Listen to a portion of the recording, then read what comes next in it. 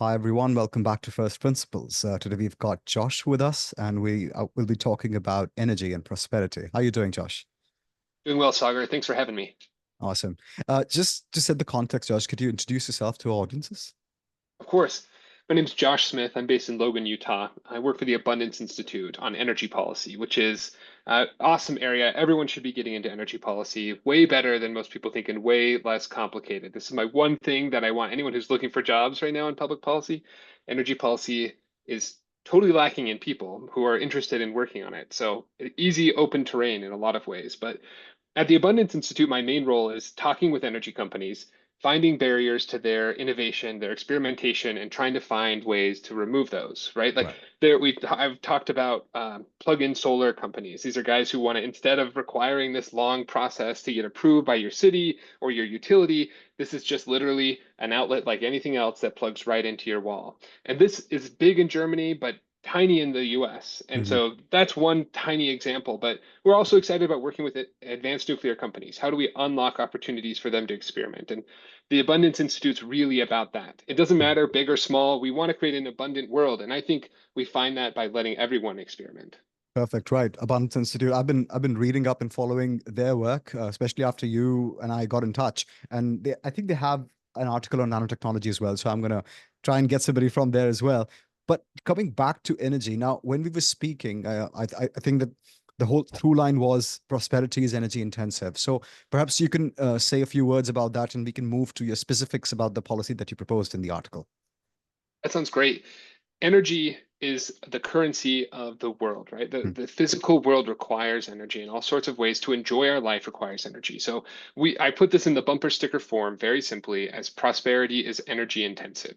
For one example, we just published a great short piece by Michael Mahoney on abundance of food and energy. And the point he makes there, the whole crux of the article comes down to one simple thing, Hmm. which is that it takes 7 calories worth of energy input to give us 1 calorie of food that you and I can actually eat and enjoy and power our lives with. Right. And all of this is possible because that's in counting the kind of solar power coming from the sun to grow the plants. It's counting the tractor then and the fuel that's required to run the tractor. It's counting the energy required to make fertilizer and distribute it so your crops grow well. And that's the real story of humanity. We have found these opportunities to exploit energy Yeah. and use it to serve our needs.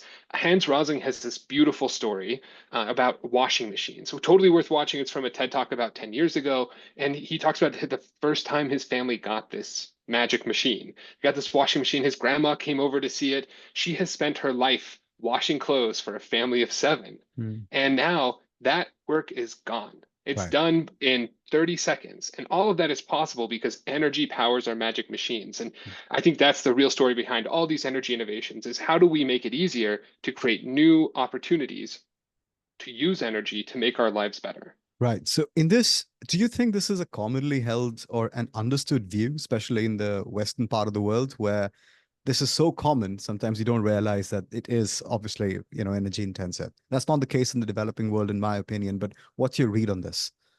That's totally right. If you look at a graph of GDP and energy use, what you see is there are no low energy, high wealth countries. Hmm. There's high energy, high wealth countries. And that's simply because you could think about it two ways. One is that, of course, wealthier people are going to use more energy. If I don't have to worry about my AC bill, then yeah, it's 68 degrees all the time. Right. If I have to worry about my AC bill, then maybe I keep it at 78, 80 on even on the hot days because I've got to pay my bills. Hmm. And a lot of that comes down to this simple graphic.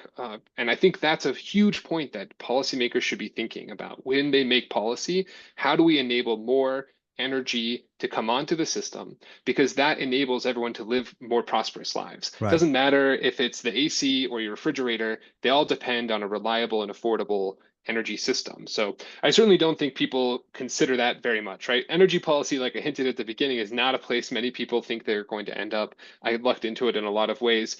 And the the options here are so exciting and interesting because once you get into it, you realize energy is the currency of everything. Right. It underlies the food you eat, the ways that you meet new people online, and how you then do your work at home. It's Right. all an exciting area that more people should be getting into. But the headline really is prosperity is energy intensive.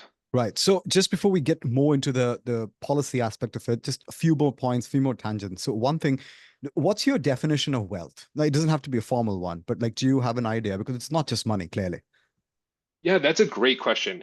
My big idea, I guess, at the Abundance Institute, certainly not mine, I should say, Eli Dorado has a great quip, which is 250 by 2050. Hmm. So he wants the whole planet to have, the whole country to have a wealth of $250,000 per capita by 2050. Right. And that's a great example of the kind of material standards that we should be thinking about. Like, how do we unlock the kinds of improvements in welfare and life so that's possible? Hmm. Uh, in terms of like more concrete things, we definitely want everyone to have this kind of simple. You don't want to worry about where your energy comes from. You don't want to worry about the bills each month. You don't want to be fragile to some kind of unexpected shock. Hmm. But wealth has this very concrete, simple, your Psych 101, Maslow's hierarchy of needs.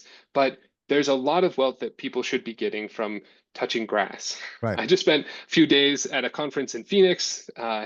It was hot, 115, I think was the high, unbelievably, unbearably hot. And after the conference, after spending tons of time with all sorts of people from across the country, I had a great time. But I got home and my wife and I drove up the canyon and just enjoyed being outside. Right. And I enjoyed not having to tell people where I worked, what I did for fun. My wife and I just kind of existed. Hmm. And I think that's my one piece of advice for most people in terms of like building a concrete sense of wealth. Hmm. You should be thinking like, how do I meet my basic physical goals? But of course, you want to also get out and touch grass. Right. So if I want to abstract from there, I'd say that like leisure, whatever you find leisure in, which does not involve a diminished quality of life, can also be a sign of wealth. Okay. Okay, great. This is okay. So to talk about the specific article and the specific policy, walk us through the basics. Like, what do you propose, and what are the current problems, and why do you propose what you propose? One of the basic arguments I make in the piece is about how we put energy on the grid. Hmm. So Texas is a really interesting place in the Hmm. US because it's the only place in the country that runs an energy only system. Right. Why that matters, well, before we get into technical details, is very simply because you should think about how systems enable experimentation, evaluation, and evolution. I'm Hmm. stealing this from Arnold Kling. He's an economist, an entrepreneur, but I love this encapsulation very simply into three parts of progress. Right. You need people who can make bets, can experiment, and find out, oh, did that work? Did it not work? Hmm. You want people to be able to make those bets, evaluate if they worked well, and then evolve their strategy into something new. Right. In the energy system, that's basically impossible because it's so difficult to put something on the grid and make a bet and experiment. Hmm. Nuclear is certainly the poster boy, right? One of the hardest technologies to start something new, one of the least changed since the first sets of reactors. We haven't built new ones. People know 3 Mile Island, but they Right. don't know that the second reactor kept operating until only a few years ago. Yes. People know only the disasters. And I think we want to let people experiment, figure out how to improve, and then evolve their strategy so that they can be making marginal improvements each time. So in the paper, the basic argument that I make, the report is like this energy only system is a much better way to signal to entrepreneurs the right sorts of innovations Hmm. and experiments to take. So you can make a small bet and say, well, I see my electricity bill as a customer is going up. I might install rooftop solar so I can cut down on the costs. This actually serves the whole system by Right. reducing the kinds of needs that other customers might need to help pay for and transmission upgrades. You could install insulation that would do the same thing, Right. reduce your demand on peak.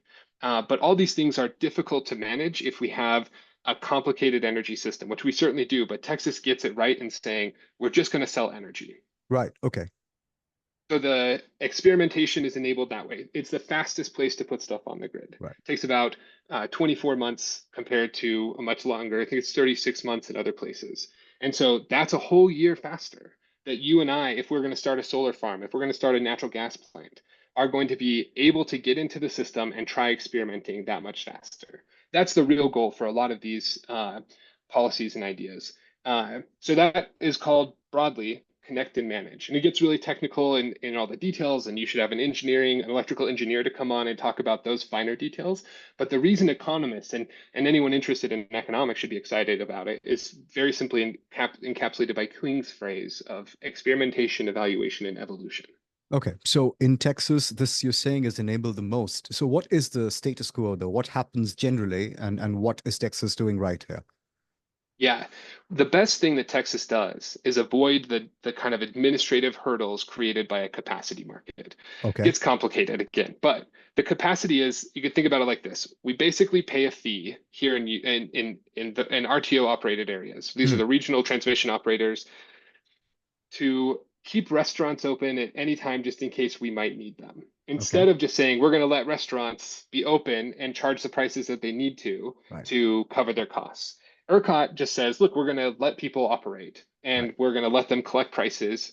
We'll let the customers go to the restaurant that they need to instead of charging a general fee to everyone to keep restaurants open for specific times during big crunches. Hmm. So in the energy system, that works by saying we will have a really high price cap in Texas. Okay. And that is so that we can encourage people to see those high gains and then come into the energy system and say, oh, I can pay for my natural gas peaker plant with just by running a few hours each year because the prices go so high at just those points. Right. But then you and I, as customers, don't pay for those costs the rest of the year. And I think that's the real insight from an energy only system is not only does it encourage all sorts of innovation that are small scale, not just the huge, big scale of natural gas plants generation that would require millions of dollars to invest in. Right. It encourages everything from closing your windows and on hot days, insulating, buying new windows, but also encourages people to make those big investments if they're in the position to do that. So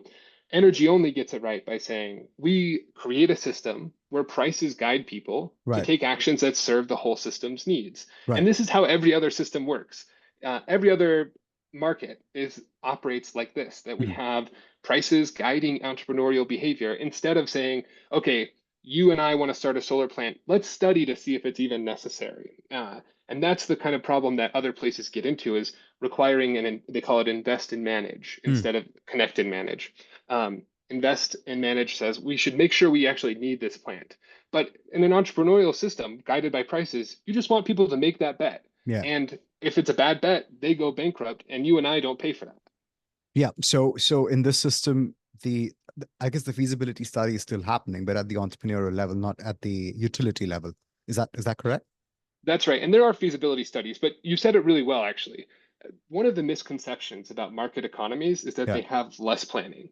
In fact, the whole point that Hayek makes in The Use Yeah. of Knowledge in Society is actually, no, now everyone is planning, Right. everyone is making bets, and everyone is figuring out how to serve customers. Texas gets that right through the energy only system and says, look, we'll make it really easy to connect. There's physical realities. Hmm. One of the big goals that I have, there are physical realities of the energy system.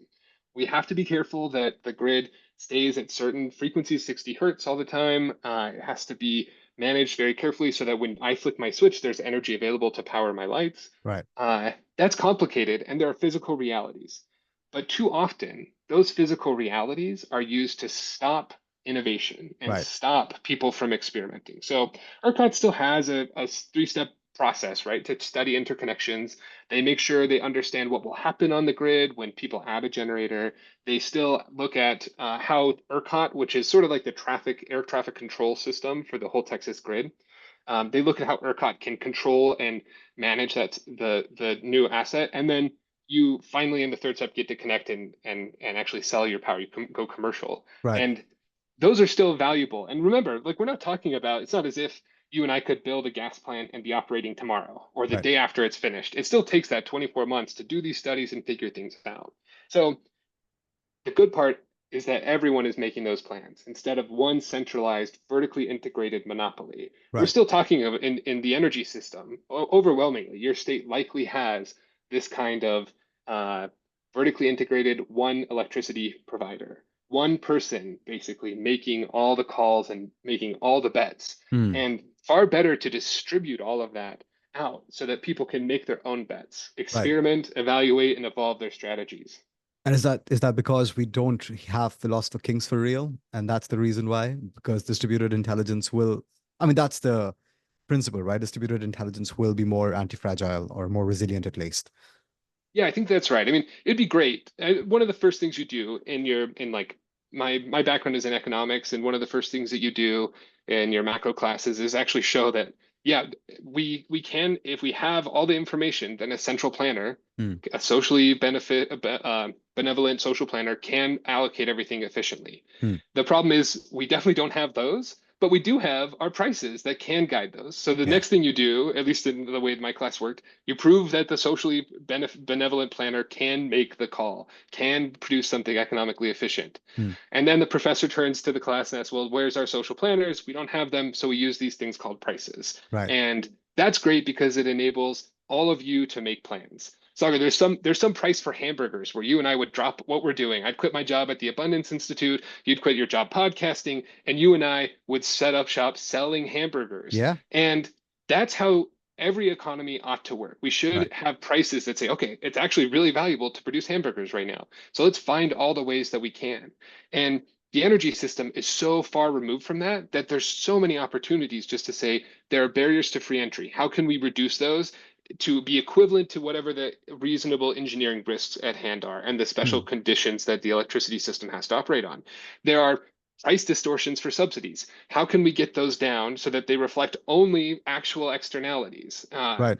that should be priced into our individual decisions? Hmm. And that's all interesting, all basic Econ 101 kinds of problems that the engineers who've been running the system really just don't think about. Their Hmm. background's so different. The economists, I think, have a ton of interesting ideas to come in and bring. Okay. So then is there like a policy or a plan where you can promote this kind of fusion between the engineers and the economists? Because ultimately the magic is going to happen there. Yeah, the way ERCOT works really is involving both of them. So the Right. system is the most economically informed of the other grid operators. Right. And it's not to say that the capacity markets are completely divorced from economic reality. So the PJM, which is a northern RTO. They've got a capacity market and an energy market. The capacity market basically says, Sagar, your natural gas plant, if you will agree to be available at these times, we will give you an additional payment on top of the energy cost that we pay you for generating. Hmm. This is like your reserve. This is just in case. ERCOT has some of these things that we can talk about too, but PJM there in the last 2 weeks just posted huge, I think it's a 10x price increase in the capacity. And the factor there, it's definitely still supply and demand at Right. hand. What's happening is they've made it so hard to build and so difficult to add new generation to the grid that well now as more demand has come online, like AI data centers and just general load growth from population and people turning on ACs when it's hot or turning on their heaters when it's cold, Or using AI. PGM is struggling to handle or using AI, right? So I think that there's tons of opportunities to inject this market thinking and say, okay, what's happening in PGM? Prices are going up. It must be this constrained supply. Okay. How do we add more capacity? And you're right, AI is going to be a big part of this in the future. Just for example, I think that the running figure I see everywhere is that a ChatGPT sort of query uses 10x the electricity Hmm. that a Google search does. Right. And I think this is a great aspect of the energy system, and the magic machines are getting better and creating new ways for you and me to work. And I think magic machines, like the washing machine example, in 10 years, AI is going to be like the washing machine, which is to say you only think about it when it's broken and not working, right? You're never going to think about all the natural ways that it fits in and improves your life. It's just Right. going to be running in the background, completely unremarkable. But we have to build the system that can run it. Right. So a few questions and comments on those. So you said that, I mean, I think just the comment is that those magic machines need like a lot of calories, machine calories. And of course, this is going to be funding it. So the related question is, there is the whole energy efficiency movement, which I'm not against, but I think we pay a lot of, it's very sort of, how do I put that? It has a poverty mentality in it, which doesn't excite me. For me, AI is just the beginning. I mean, we want to go to Mars and make artificial planets if you want to. All of that is going to need more energy. So, which side are you on? Are you against the whole efficiency argument, or you think it has its place, but it's a secondary? Like, I know it's a leading question, but yeah, where are you on that? I'm all for energy efficiency in a market system, which is to Okay, say the kinds of investments in energy efficiency that you get in ERCOT work really well because we can pool together a bunch of these investments right, into a market-driven response. right, So, for example, there's if you're familiar with the virtual power plants, these are hmm, basically instead of having the centralized natural gas plant, you will pull together 4 or 5 different places, 10 or 20, 30, 40. You could scale this up and you can be the orchestrator who says, okay, we know that there's going to be some peak in electricity prices. If I can prove that I'm shaving that peak by installing the right windows, turning off my water heaters at the right times, turning on my backup battery at home at the right times, then I can be paid for that in the ERCOT system. Hmm. There's a lot of interesting ideas here, and I think that the crux of what energy efficiency should be is like pay for performance. Right. I love energy efficiency in all sorts of ways. We also do it terribly in other ways. It's a famous example from a study of northern Mexico where the researchers paid to install new windows in a Right. bunch of homes. What they did, they installed the windows, they put in monitors to see, well, what do we get? They have engineering estimates. So it was really easy as an engineer to put in a new window and then test what happens on hot days and say, okay, we will save X amount. And what the economists doing this research project show is actually we got nothing. We got nothing out of this investment. And what happened when they go in and they look at how people are actually using the tool? There's apparently a custom in this area of northern Mexico that people just leave their windows open. Right. So you install fancy new windows, you leave the windows open, they do nothing. They're Mm. probably worse than the last one because you've invested social resources in a way they will never be useful. Right. And that's the central reason you want to pay for performance. Mm. There's several companies doing this kind of thing. Recurve is one in California that's working to show, look, we'll pool together these different resources, whether it's more efficient lighting, whether it's better windows, and we'll shave the peak. The peak is a social phenomenon. It's an emergent phenomenon of the whole energy system. Right. And so it's not anyone's single fault Mm. that there's a peak that drives the cost that you and I have to pay. There's different figures on this, but some of them range between 20 and 30% Mm. of the grid's capacity is used at any one time. Think about it as maybe like your speedometer on the car. It goes all the way to 130, 140, wherever it goes, Yeah. right? And that you only ever use it up to 60. In the Right. energy system, every once in a while you're putting the pedal to the metal and Mm. you're hitting those top speeds. But that's really costly because now we have to build the entire system because of the unique way that energy systems work. We have to build the pipes to be big enough to carry the power at that top speed Right. instead of saying, well, we can find lots of ways to solve this problem. So there's a lot of exciting things in energy efficiency, but I will say a couple of years ago when my wife and I bought our house, we filled out the little form that the utility suggests that it says like what's going on. We had a leaking shower head, and so we noted that, and they said they'd send us a new shower head, and they Mm. did. So I Mm. got a free shower head from the good people of Utah, and I had never installed it because it's a terrible low flow shower head. You can look at it. I looked up reviews based on what the model number was and Yeah. everything, and there were no happy customers, right? Mm. Mm. That's bad energy efficiency. Yeah. This is the kind of mandate, this is the kind of public suggestion to raise your thermostat on hot days to 82 Mm. in order to shave the peak. We should be thinking about energy efficiency as a component, but Yeah. we should definitely focus on energy abundance, not just as the total, like let's expand the supply, but how do you encourage people to serve the whole system's needs Right. by having simple price signals, just like you and I dropping out to make hamburgers if prices went high enough. Right. Just philosophically, though, I guess my way to judge it is that if any system is going to increase force on me, increase any kind of what's the correct word? People like looking at me or monitoring me, and if I need to change a lot of my customs, I don't like those systems. I mean, we need to have systems where these kind of individual, I guess, choice and prosperity is encouraged. So I get it, but I will ask you this though. I Nuclear energy is my hobby horse. I don't know why the world isn't nuclear powered yet. I mean, I know why, but whatever. Now, there's the ERCOT system. Is this going to help the nuclear producers, or is it like totally agnostic to wherever the energy is coming from? ERCOT's best facet is that it is agnostic to wherever the energy comes Okay. from.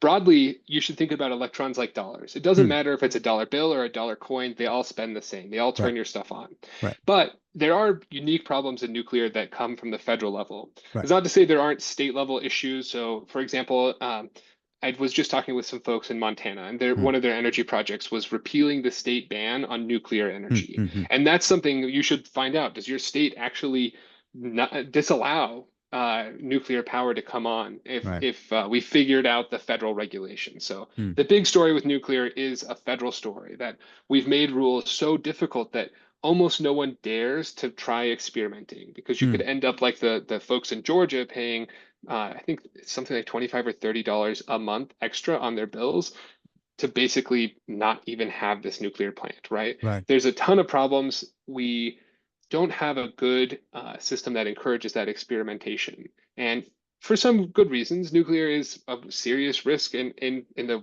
most dramatic cases. But Hmm. even accidents that drive the kinds of public narratives of those fears, like 3 Mile Island, Yeah. turn out to be a lot more favorable to nuclear Hmm. if you learn the details. Like even though there was the release in 3 Mile Island, there's no increase in cancer rates found in the area, and the other reactors continued operating until only recently, which is, if you do a quick search, you'll probably find the same articles talking about restarting 3 Mile Island. I Right. saw a lot of public fears about that, but if you know the history and understand, actually, they just shut down a few years ago. It Yeah. doesn't seem so strange, but the real problem is we haven't allowed new people to come online and experiment with nuclear. And I think that's the issue to figure out. How do we encourage people to make smart bets themselves to experiment? I think what I'm going to say will sound smug to a lot of people, but I fear stagnation, poverty, and the really nasty state of nature more than like a small chance of something happening in a nuclear power plant. I mean, I don't. It's not the bomb. People need to really understand that. But either way, Yes. like, so these issues with nuclear or generally like energy markets. And again, I know we are using electricity and energy interchangeably, but Mhm. either way, is this because of the laws of nature or the laws of bureaucrats? Like, what is the bigger problem here? That's a great way to put it. It's 100% nuclear has died 1,000 deaths from 1,000 paper cuts. We take too long to permit. We make it difficult to experiment. So we have many of the plants that are in operation have Hmm. been renewed past their original lifespan. It Hmm. doesn't make them unsafe, right? Nuclear is still by far the safest kind of energy source that we have. The Right. person that I really like on a lot of nuclear issues is Grant Deaver. Hmm. And then second, Adam Stein at the Breakthrough Institute. Grant Hmm. is at the Foundation for Equal Opportunity. He's their energy analyst, and he wrote a great paper looking at Indian Point closure and Yeah. showing, well, look, we're going to have a big expansion in emissions. This is a silly way driven by misunderstandings. And the real opportunity in nuclear today, I think, Hmm. with the passage of the Advance Act a few weeks ago, reflects that public opinion has turned around. People have figured out that there are opportunities in Thank God. nuclear, and it's yeah, we're no longer letting science fiction drive our nuclear policy. Yeah. And it's a place we can all be cautious, we can be careful, but you can go in Idaho. There's Atomic City. Definitely recommend going. They have the old one of the original breeder reactors Right. that you can go in and tour and play. You see they'll tell you about Scram, which is the tool they would use to cut the reactor in the worst case scenarios. You Right. can push the big red button that's not any longer connected to anything. There's all sorts of fun things. And we should turn nuclear power into the kind of field trip fun you remember from grade school Hmm. instead of the science fiction stories like the Incredible Hulk or something in the Marvel movie. It should like the washing machine that you never think about Yeah. except when it's broken. We should have nuclear everywhere. So you think we'll reach a point where electricity and I guess energy in general is going to be like well, it's not a good example in the US because the internet plans are still expensive in my opinion. But let's say you're only paying $25 for like for a family of four, let's say. Is that a possibility in your thinking, or is that never going to happen? Like too cheap to meter, Yes. will we get there ever? I think too cheap to meter is the goal everyone should be working for, right? Okay. This is the promise of abundance in every area. Right. Food should be so cheap we don't need to worry about it. Right. Energy should be so cheap we don't need to worry about it. Hmm. All of the kinds of travel opportunities that I had because I got really lucky and grew up in Logan, Utah, to like a relatively well-off family should be Hmm. available to everyone. We should be thinking, oh, to have a good time, I've at least got to get to the moon, right? Instead of like my friends all getting together to go to Thailand or visiting China, we should be figuring out those kinds of big ideas. Yeah. In practical terms, energy costs are largely driven today by transmission and distribution. At least electricity costs are driven by transmission and distribution. Right. So a lot of opportunities in figuring out how to make building transmission lines easier. It shouldn't take 10 years to permit a new line.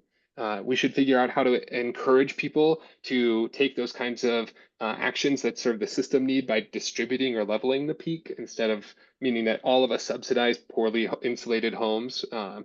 And that's, I think, the real pathway. There are real opportunities in this space too, with things like geothermal, things like distributed generation systems, and the virtual power plants. All of these things are possible, not just because of technological advancements, but because we're pulling back those bureaucratic laws that are in the way of experimenting. Right, right. So just to speak about the transmission part a little bit, and I'll ask you in a roundabout way, given your understanding of economics, people, and I guess your personal proclivities as well, do you think the optimal energy policy is what Texas currently has, or do you want a totally like laissez-faire system, like totally private? It would be great to move ERCOT towards more of market principles, right? Okay, We want to have a system that makes it even easier. Like even talking about how fast Texas is, right. there's a view I've heard in talking with plenty of the people who are involved at ERCOT, people who have worked there for years, that ERCOT might be the fastest, but it's the fastest in a class of kindergartners, right? There are Mm-hmm. ways that we can speed up these systems. It's still not possible to to plug in your rooftop solar overnight. Right. Australia has a system where it takes about 24 hours to have your solar panels on your rooftop permitted and installed and operating. Right. And today in the US, most of the costs, or like 40% of the costs of rooftop solar installations come from this soft cost of permitting, the red tape, and getting it an approval by the local utility. So Mm. there's a lot of opportunities to cut down red tape, even in Texas. In the rooftop solar example, one of the programs I think is really interesting is the Solar App Plus. And this is literally a permitting automating software. So you as a city or a county or a state can adopt the Solar App Plus process. It covers the safety requirements, ensures things have been done, and you can get your permit without requiring the same kinds of reviews that we do today. So there's so many opportunities. And in particular, what I like about the Solar App Plus is it's the foot in the door that then lets us do 12 more things in the future. So once you Mm. have Solar App Plus in your county or your city or your state, you could add in new energy technologies. So not just rooftop solar, but balcony solar, plug-in solar options. You could think about even vehicle to grid. So Mm-hmm. say I have an EV, right? EVs are just the tip of the iceberg because a diesel truck rolling coal is still a generator. And so finding opportunities to encourage people to think about energy and electricity in this more expansive view to say, here's the way to build a system that it is possible to just plug everything in. It's a long way to go. And that kind of removing barriers to entry is in dramatic need of reform and continuing. So I wrote about Gizmo Power, which is uh, it's a carport for your Tesla. Basically, you plug in the carport. You can plug in your EV there, and now you don't have to worry that your EV is actually like a coal-powered vehicle, right? Now you know it's being powered by not your rooftop solar, but your solar carport. They applied for a permit, and the crazy thing is they were neither approved nor denied. It's in this Kafkaesque sort of ridiculous situation. And they're Right. working right now with all the regulatory code agencies that are required so that they can permit this kind of thing. But I think vehicle to grid is just the start. We should be thinking not just about the EVs and the batteries. Those are exciting and they'll be really exciting because they'll be mobile. We can move to the actual locations where energy prices are highest within your city or within your grid and move into a world where we should be encouraging people to do these balcony programs or balcony solar because of the prices that they can save. We should be thinking about how to also connect not just the EVs, but the diesel cars, your regular gas cars, all sorts of opportunities that are stopped because the bureaucrats are in the way. Yeah, yeah. I'm also thinking, let's say I'm an industrialist and I order a few SMRs, like small modular reactors, when they're actually out. If I have excess, I can maybe plug that into the grid as well. And it's just a way to help out and make some extra money. It's like, I guess, Uber rideshare for your Right. own Yeah. energy. Yeah, that's nice. Yeah. Interesting. And it is an exciting thing. I just saw this shared by one of the people who helped set up the some of the distributed energy systems Hmm. and regulations in Texas. And it was a little clip from a 1912, a 1920 sometime, way before you would ever think about this, discussing the kinds of electric cars and the ability to do off-peak pricing so that we can say like, oh, we know you don't plug in your car before this time because we know that the peak is really high. So we want to encourage that kind of thinking and then Mm, take it 5 or 6 steps farther by allowing more of this experimentation, evaluation, and evolution, right. which is completely stymied in the current regulatory schemes. One more out there use case I can think of is like with geothermal. It's just okay. Iceland is great. I mean, they're blessed with it, but technically, if you just drill deep enough, you'll get heat. So maybe if we can find this can incentivize like localized and much more sort of nimble ways of exploiting geothermal heat if that comes across. Yeah. Okay. Yeah, that's right. I think there's a lot of opportunities. The folks who I've talked with a couple entrepreneurs who want to start sustainable cities in the US. Yeah. Those sustainable cities, their first guess is like, oh, well, we have to do a nuclear plant. Hmm, hmm. But the geothermal is taking off in Texas. It's taking Right. off in Nevada. Right. They're just the first steps, right? We're on the runway, just beginning to take off. But these are exciting too because it can provide a good match to the variable nature of wind and solar. So you can have your big solar farms, you can have your big wind farms, and have this other energy source as a backup. And the energy systems, talking about safety and risks of blackout, you really want that interwoven web of multiple energy sources. You wouldn't want to build on just solar, just wind, just nuclear, just coal, just Right. gas. In the same way, most of us are not making big bets in the stock market on a single company. Yeah. You can pick out an index fund or an ETF and you'll do really well relative to trying to pick one at random. Of course, Yeah. this is not investment advice. You should talk to someone who's licensed and real advisor. But there's a central proverb kind of point, which is that diversity brings a lot of security in what your returns are going to be. Right. Okay. So I know you have a hard stop in like less than 20 minutes, so I'm gonna get into the rapid fire round over here. The transmission lines versus the generators, the power generators, the entrepreneurs. So I get your opinion on that. So you want like market competition there, experimentation, and of course, why not, right? But then the problem is all of these folks they only have one customer. Now, how does that screw up the incentives? And is it right to have only one customer when it comes to if your goal is good, basic, cheap electricity for everyone in your society, what's the best kind of transmission line infrastructure that one should have? State control, one, or competing? It's a good question. I think a really simple way to improve the kinds of results we saw in Houston recently after Hurricane Beryl is to start rewarding the monopolies based on preventing these bad things from happening. Right. So we should encourage them to cut the lines or cut around the lines so that they don't get dropped when tree branches fall or trees fall. You can also think about ways to find out the right lines to bury. All Mm, these things are harder because we do them in this monopoly system. mm. I think it's 100% true that we are inefficiently centralizing the electricity grid. Right. This is true on the generation side that we've talked about so far, but it's also true on the transmission and distribution system side too. Okay. Glenn Lyons and Travis Fisher have a really interesting proposal they call consumer regulated electricity. Glenn would be a great guest. Travis would be a great guest for you too. Their argument is allow sophisticated customers to Mm, set up their own electricity grids and allow them to sell power between them. And that is prevented right now because of the monopoly we give on distribution systems. mm. If you're outside of Texas, it's likely prevented not just because of the distribution monopoly, but the generation monopoly as well. And that's a problem that we can fix, the problem that we can fix with kind of regulatory tweaks to allow that kind of innovation. Do you see any obvious trade-offs with this proposal compared to the current system that we have? There are a lot of economies of scale, right?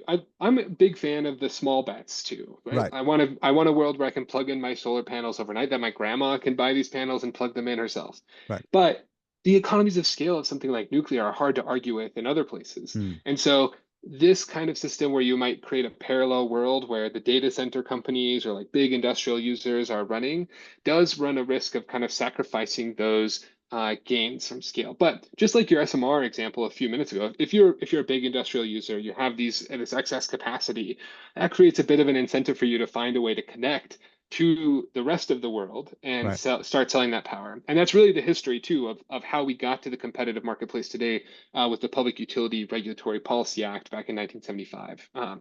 But that we can get into the history there if you want. But the basic reality was there were places that had power generation available and they weren't allowed to sell it elsewhere. And so it took a federal act to open up opportunities, but that's been the birthplace of a lot of new experimentation and innovation in the energy system.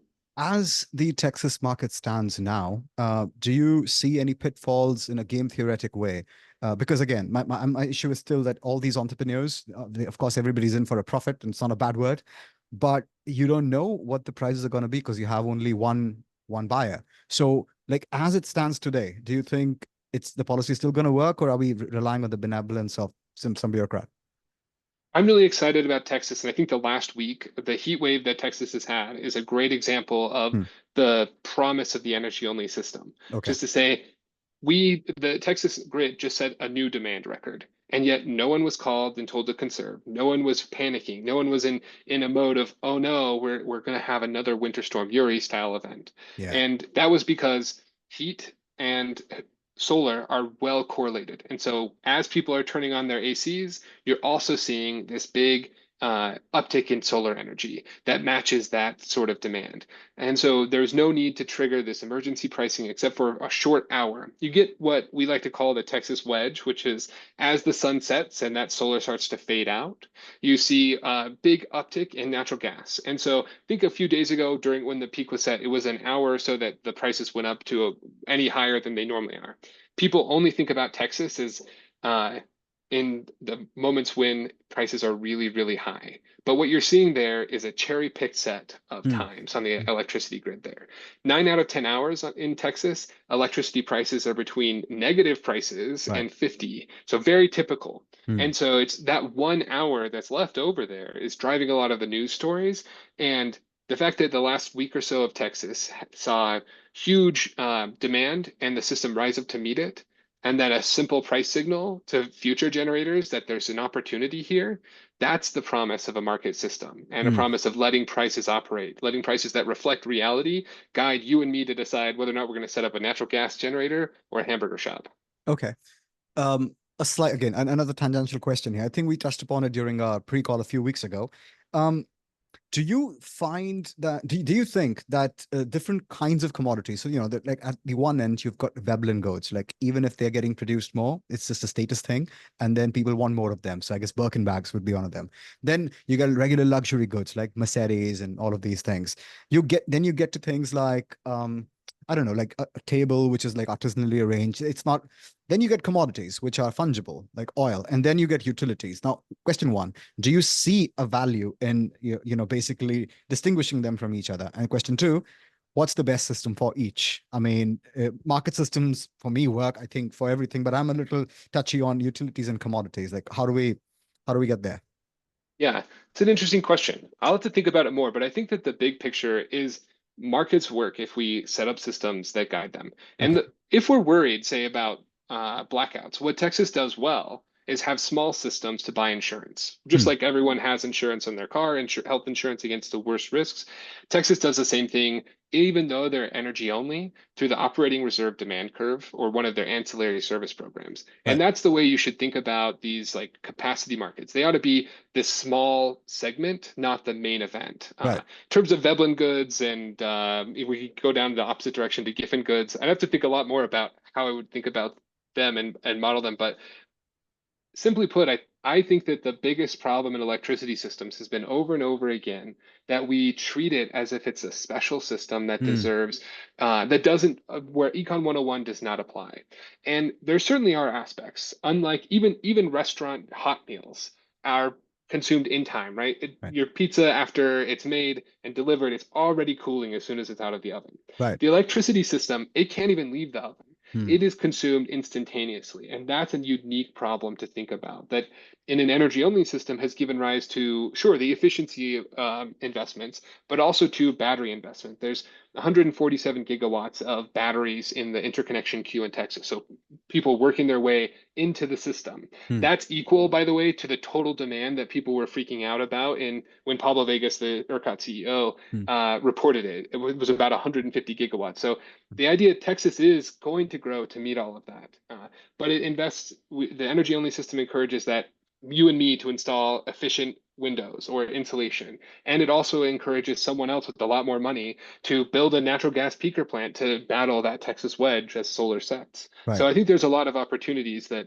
the simple prices should be trusted. There's plenty of ways to buy insurance around it, but prices work. Perfect. Okay. So one last question about this, and I want to spend like 2 or 3 minutes on biographics, right? So What's your personal theory of change in this regard? So would you essentially lobby the White House and the bureaucrats over there to essentially enact a hammer and then make people open up like Japan did for zoning?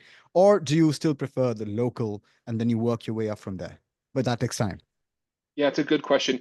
One of the big problems in energy policy is that we think we have to go to the US Congress, Right. but there's a lot of activity at the state level in particular that I think there's opportunities to improve policy. So, my master's thesis was on renewable portfolio standards, which are mandates that some percentage of a state's electricity come from defined sources that are green or renewable.